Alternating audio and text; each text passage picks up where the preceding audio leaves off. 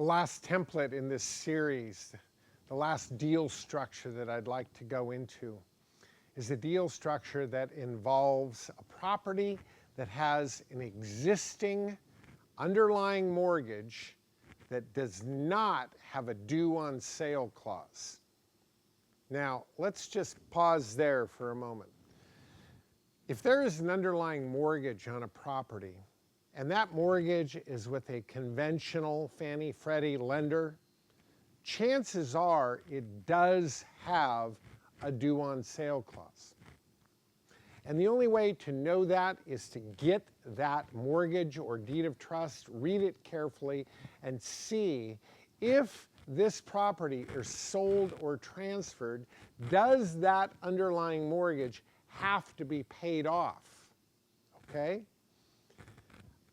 But if it's a private note with a private party, there's a really good chance that it's not due on sale, it's not due upon the sale or transfer of the property, and in that case, there's an opportunity to leave that mortgage in place, that note and collateral agreement in place, whereby the owner of the property remains responsible for that.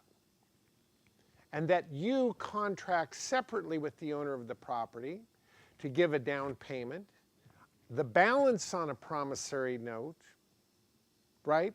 And that particular note is collateralized by an all-inclusive trust deed.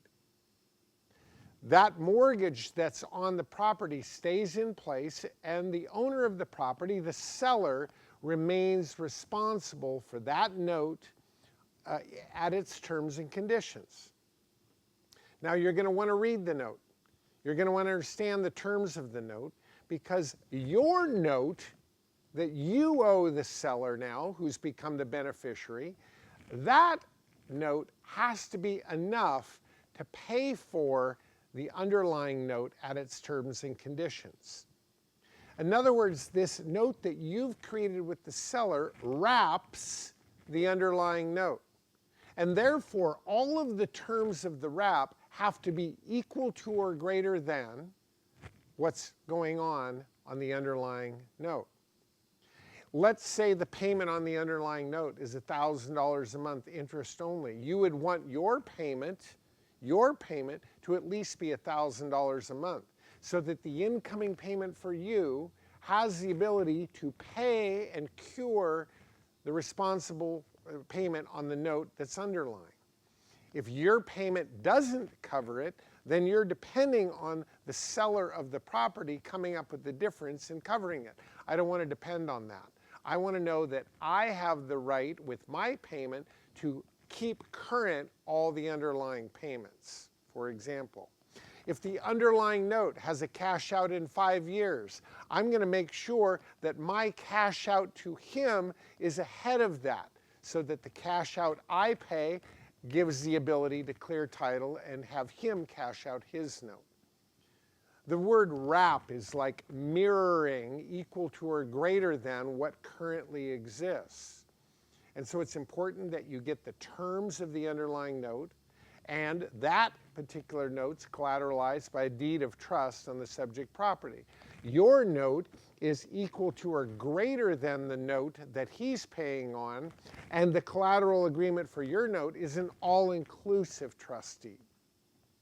Now, there's a whole host of nuances when we talk wrap notes, of things that you really want to be tuned in on, right? A whole laundry list of checklists to make sure that when you've purchased the property and you owe this particular property owner, who's now the beneficiary on a note, the key is that your payment gets credited and all of his obligation or her obligation is paid out of what you pay them. You set up a collection account on a wrap note so that you're paying an escrow account, and escrow is instructed to collect your obligation, your payment. Out of that, pay the seller's continued obligation, and then the seller, of course, would get the difference sent to them. You want to be very conscious of taxes and insurance. You're paying a payment that also includes 1/12 of the taxes and 1/12 of the insurance. And you want to make sure that the collection account people pay those taxes and insurance to keep them current. You don't want to pay it to the seller and hope that they make those tax payments and insurance payments. Wrap notes give a huge opportunity, and I'll tell you why some people don't want to cash out their underlying note. Let's say that this seller bought this property for $200,000, and let's say it was all on a note, $200,000 on a note, but their interest rate that they negotiated when they bought it was 3%. Why would they want to cash out a 3% note when they could sell it to you for $220,000 and you're willing to pay 6%? You see? That's a smart seller.